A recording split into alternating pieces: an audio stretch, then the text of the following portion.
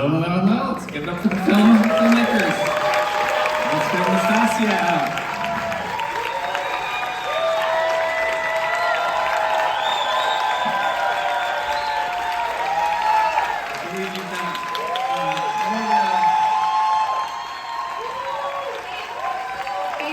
Got more than a few people to call up, so why don't we start bringing them up? Yes, I'd love to bring up my lovely producers and our beautiful cast.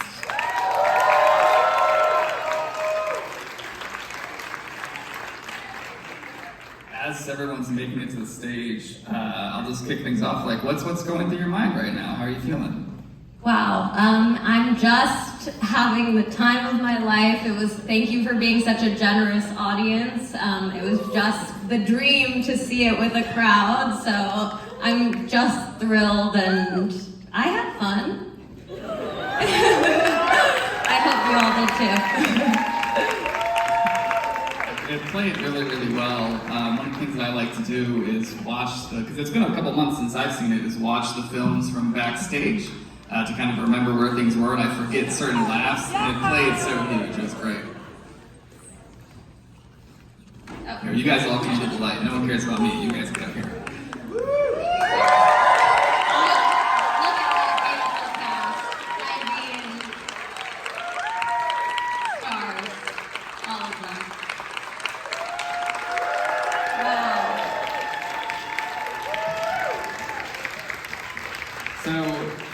We talked about this being your debut. How did this come about? What was the initial idea? You know, I had moved home at the end of the pandemic when I was 28, and I was living in an intergenerational household, not unlike the one in the movie, with my grandmother, my parents, my sister, and my boyfriend. So, you know, there were a lot of energies that I needed to channel into something, and you know, my grandmother was this larger-than-life figure, so I just really wanted to immortalize her, and that's where the story began. And then from there, I was interested in questions of like how much of ourselves are we expected to expose when we're storytellers, more and more.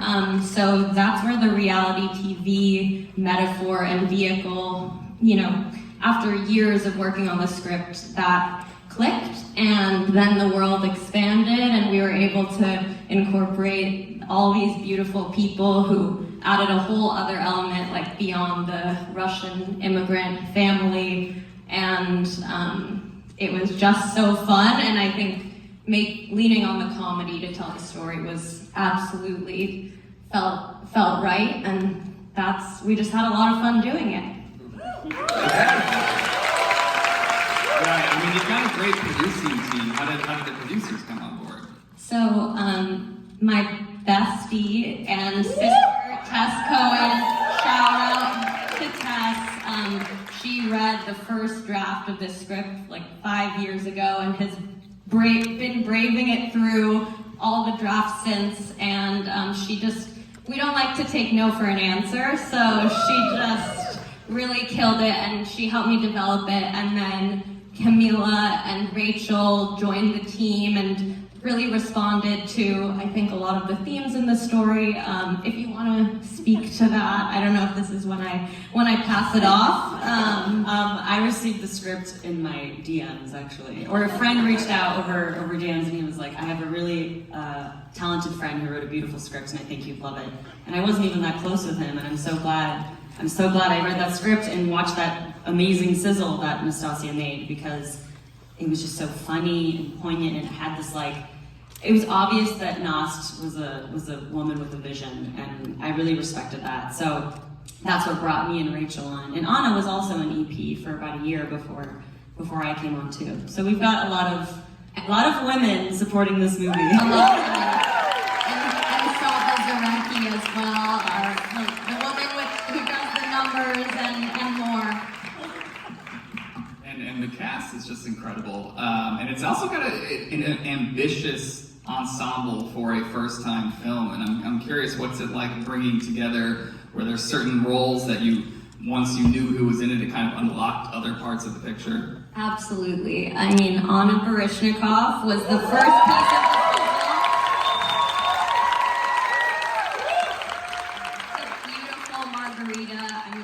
as soon as we started speaking about the script, I mean, her ideas were just so deep and rich and pushed me to make the character even crazier. And then Nerses, actually, the lovely brother, let's give him a little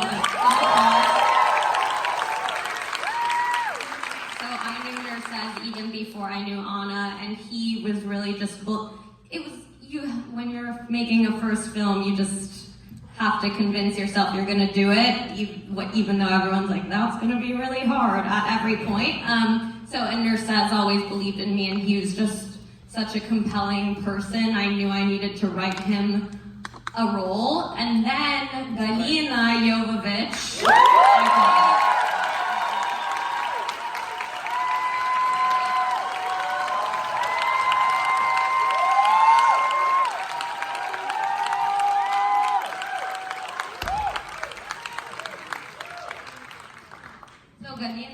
I was doing a deep dive of Soviet actresses who lived in Los Angeles and just came upon her photo, and I was like, oh my gosh, I need to meet this woman. And then I convinced her somehow to say yes, and she was a little wary at first, but obviously she's made, and you know, she was an actress in the Soviet Union, and I'm so happy we're ready for her to, you know, become a huge deal.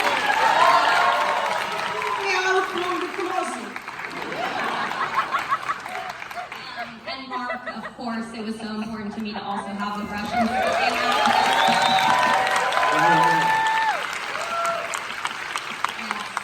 So yes, the family was the core of this, and then of course just people beyond my wildest dreams, Julia, Benny, Owen, and Sweetie.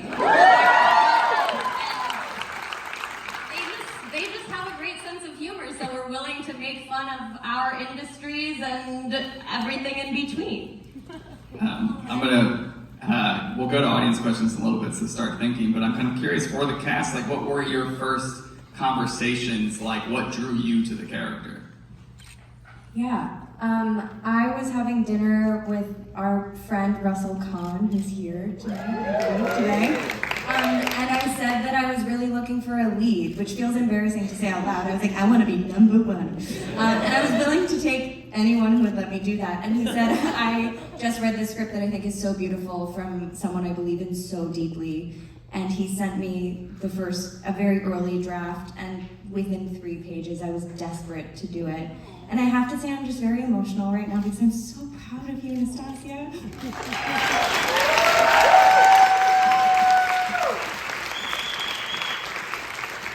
But it was just clear from the page that she had a very specific point of view and a very unique sense of humor, and this beautiful, quiet family story combined with this very acerbic sense of humor and this cutting perspective about LA that I just thought was completely unique.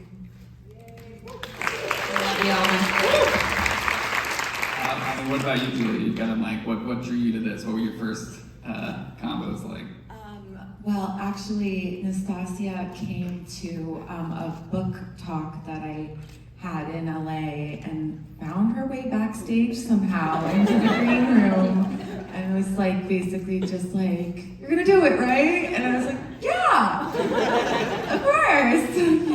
And then I read it and I was like, okay, thank God it's good. And the rest is history. Do you have any questions out here?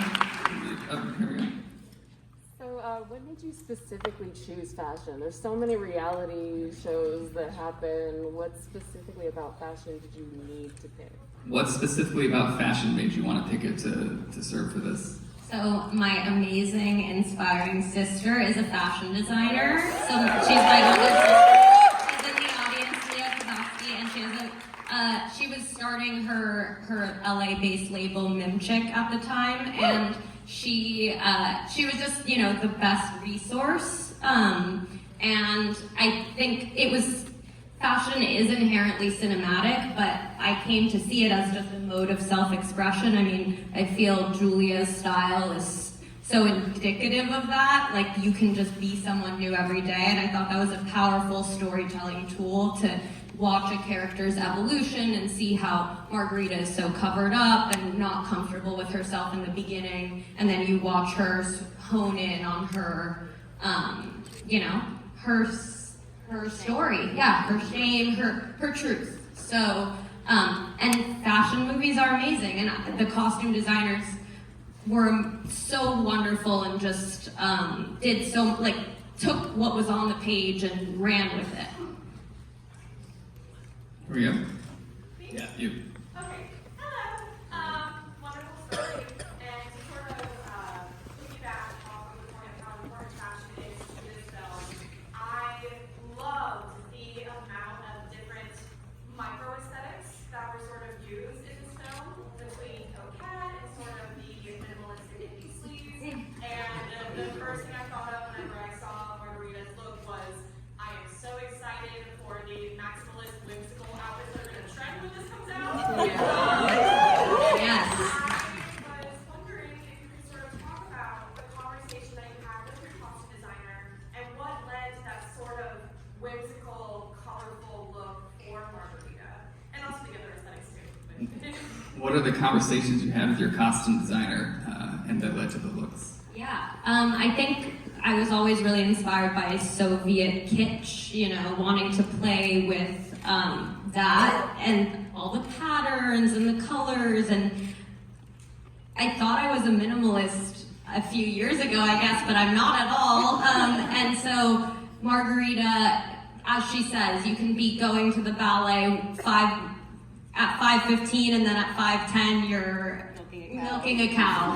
So, it's also practical. She dresses practically, but elegantly, and I think it was really important that even though this family doesn't have a ton of resources, they all really put themselves together well, because fashion is their mode of self-expression, and you just have to be resourceful. And so we dressed her in a lot of vintage, and she had this eczema, so gloves became a motif, and it was just really fun. There were no limits to where we could take her wardrobe.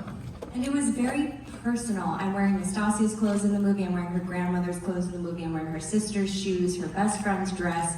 I mean, everyone was lending, so it felt very, all of the stuff felt very found, because it actually belonged to a lot of the people working on the movie. Well, I mean, in addition to that, what else from your family did you bring to the page, to the screen? Well, we shot in the apartment that my grandmother lived in, so very much the location, my parents luckily let us use it, and I held on to all my grandmother's things after she passed, so the production designer was also so incredible, but she got to pick and choose out of all these objects that my grandmother kept, and I then kept, and what else? The Russian restaurants were just places that we scouted in LA. It was all just very authentic, I guess, just shot on location. Got time for one or two more questions. Here we go. So one thing I liked most about the film was how, I guess, real and current the dialogue was. So what was it like kind of using your experiences to put that on a page and then translating it to the screen? What was it like using your experiences to create realistic dialogue? Thank you. So yeah, the fact that the dialogue felt real and current to you, that's really, I'm happy to hear that. It's a testament to our incredible actors, and I think I feel writing is listening to people and listening to how they speak, and I was inspired by my surroundings. Does anyone else want to weigh in on this? They improv'd. There's incredible comedians in this cast. Yes. There was Owen, Benny, Julia was mostly laughing at what Benny was doing. I peed my pants. I got to spend all day, I just sat in a chair and it was Sweetie and Julia Fox. I was like, I'm in gay heaven. So So that was the inspiration. I mean, Benny improv, like, we could change their lives, and crass and abrasive. It's just too many lines to count. That Huge risks like that. I'm an actor, okay? And another shout out to Owen Thiele.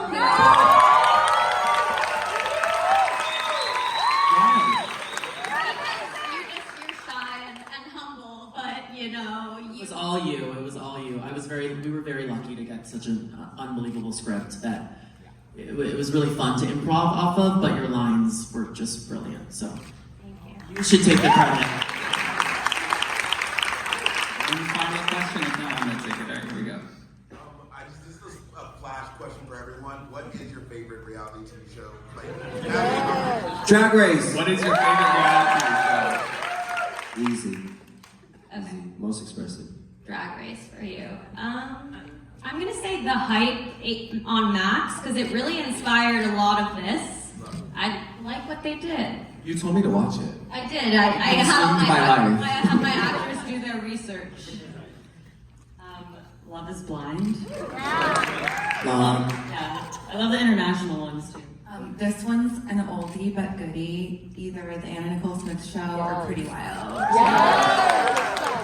Jerry Hall had one on VH1 called Kept Man, and that raised me in a lot of ways. So I agree that Pretty Wild is a singular piece of art, and also the most recent US season of Love Island. My goodness. I watch old movies and old shows. I cannot tell you what is.